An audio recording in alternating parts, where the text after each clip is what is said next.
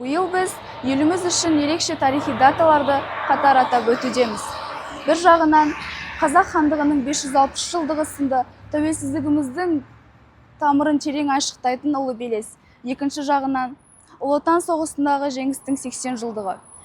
Ұрпақтар жадында өшпес ерлік пен қайсарлықтың символы болған қасиетті кезең. Осы атаулы даталар аясында біз Шымкент қаласының тарихына жаңа көзқараспен үңілудеміз. Қазақстанның оңтүстігінде, Ұлы Жібек жолының бойында мәңгілік тарихтың ізі қалған бір киелі мекен бар. Ол Шымкент қалашығы. Шымкент сөзі парсы және түркі тілдерінен шыққан деп есептелінеді. Шым – қалың өсімдіктер немесе қамыс, ал кент – қала, қоныс деген мағынаны береді. Осылайша Шымкент атауы қамысты қала немесе жасыл қала деген мағынаға ие болуы мүмкін. Қала атауы оның табиғи ерекшеліктерін, бай өсімдігін және көне тарихын сипаттайды.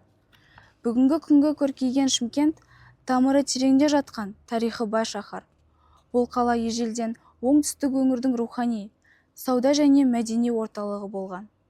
Ендеше уақыт доңғалағын кері айналдырып, оның өткеніне үңіліп көрейік. 16 ғасыр Қазақ хандығының күшею кезеңі. Осы тұста Шымкентте маңызды қалаға айналды. Шымкент сыр бойындағы ірі қалалардың бірі ретінде Түркістан мен Ташкент арасындағы сауда жолында орналасты.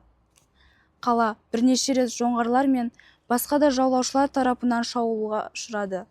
Алайда ол әрдайым Қазақ хандығы үшін стратегиялық маңызын сақтап қалды. Шымкент қамалы ел қорғаны болған. Қалада сауда мен қолөнер дамыды.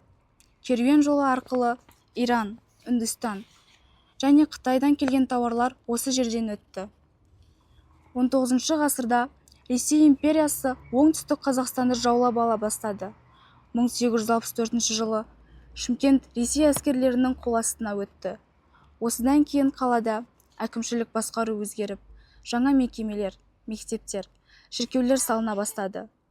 Шымкентте өндіріс орындары мен алғашқы зауыттар салынып, қаланың урбанизациясы басталды. 20 ғасырдың басында Шымкент дамып келе жатқан қалаға айналды. 1914 жылы қалада теміржол салынды. Бұл оның экономикалық маңызын арттыра түсті. Қалада сауда мен өнеркәсіп дамыды. Шымкент қаласында алғашқы қазақ мектептері ашылып, ұлттық сана жаңғыра бастады. Ұлы Отан соғысы кезінде Шымкент майдан шебінен алыста болса да, жеңістің жақындауына үлкен үлес қосты. Соғыс басталғанда елдің батысындағы зауыттар эвакуацияланып Шымкентке көшірілді. Қалада қорғасын, қару-жарақ, оқ-дәрі өндіру жолға қойылды. Шымкент қорғасын зауыты майданға күн сайын тонна металл жеткізді. Бұл оқ пен қарудың жүрегі еді. Шымкент ғасырлар бойы тарих сахнасынан түспей келе жатқан киелі мекен. Оның өткені біздің болашағымызға сабақ. Ұлы тарихын ұмытпайық.